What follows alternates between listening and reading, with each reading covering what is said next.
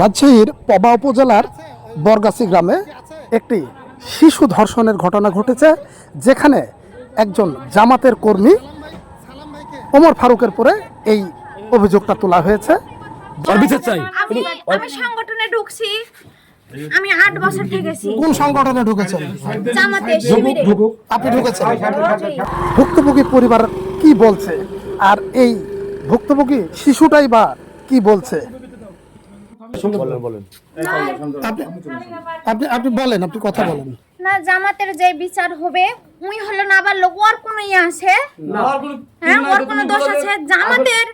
জামাতের আর শিবিরে যে ইয়া করেছে সেই বিচার আমরা নিব।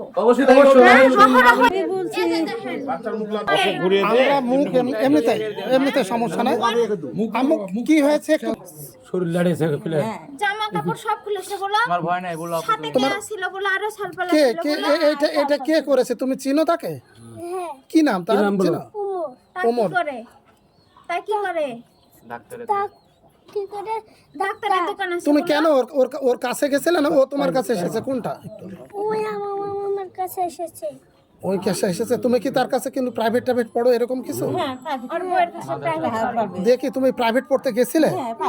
যায় তারপরে দিয়ে তখন আমার কিছু জামা সেন খুলে দিয়ে আমাকে আগে ছুটি দেয়, আমাকে আগে ছুটি দেয় না। সাথে একটা বেটা ছিল।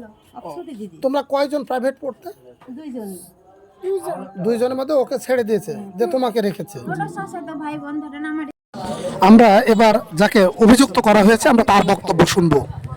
আপনি প্রাইভেট পড়ান এরকম? না, আমি প্রাইভেট পড়াই না, প্রাইভেটটা পড়াই আমার ওয়াইফ। তো সেই দিন আমাকে আমার ওয়াইফ বাসায় ছিল না, এক জায়গায় গেছিলো, বাসায় গেছিল না। তো সেই দিন বাচ্চা দুটো আসছিল পড়াই। সচরাচর আমি মক্তব্য পড়াইতাম এক সময়। মক্তব্যের বাচ্চাদের সাথে যেভাবে যে আচরণ করতাম, এই আচরণেই তাদের সাথে আচরণ করেছি। আচ্ছা, ইতিমধ্যে একটি বাচ্চা আপনার পরে অভিযোগ তুলেছে, আপনি তাকে বিভিন্নভাবে তাকে স্পর্শকাতর জায়গায় হাত দেওয়া বা তাকে সেক্সুয়াল হ্যারাসমেন্ট করা, এই ধরনের একটা অভিযোগ তুলছে যে আপনি তাকে এই ধরনের। এটি সঠিক না, কিন্তু তারা তো যেভাবে বলছে ওই শিশুটুকু মিথ্যা তো বলার কথা না। সঠিক নয় এই কারণে যে তার বয়সে আমারও মেয়ে আছে। রাজনৈতিক কোন সংগঠন? জামাত ইসলামের কোন পদে রয়েছে? না, কোনো পদ নেই। কোনো পদ নেই। ওমর ফারুক, এটা কি আপনার ছেলে?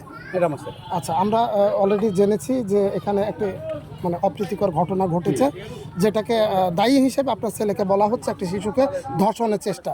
এই বিষয়টি আপনি অবগত আছেন কিনা? আমার কাছে মোটামুটি মাস দুয়েক আগের কথা, প্রায় আমি ডেটের তারিখটা লিখে রাখিনি।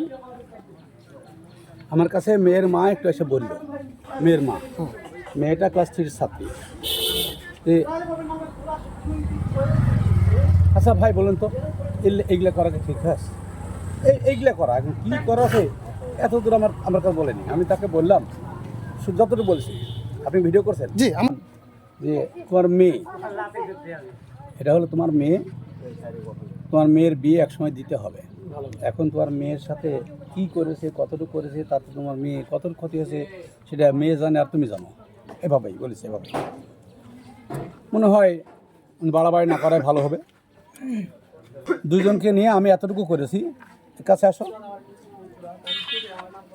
কাছে আসো, ভয় নাই।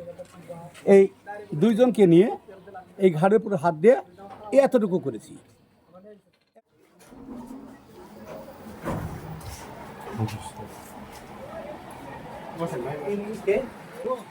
একটু যদি আপনারা যদি ওনার কাছে আগে কথা ভাইয়ের পরিচয়টা? আমার নাম নূর সালিন, আমি হচ্ছে আপনার ওই যে খড়গড়ি বাইপার হাট আছে না, জি, হাটের ম্যানেজার। ও আচ্ছা আচ্ছা।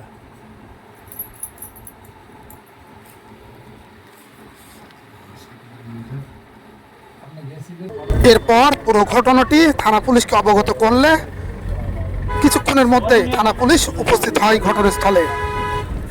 এরপর ভিকটিমের সাথে কথা বলে ঘটনার সত্যতা পেয়ে এই অপরাধী ওমর ফারুককে হেফাজতে নেয় পুলিশ।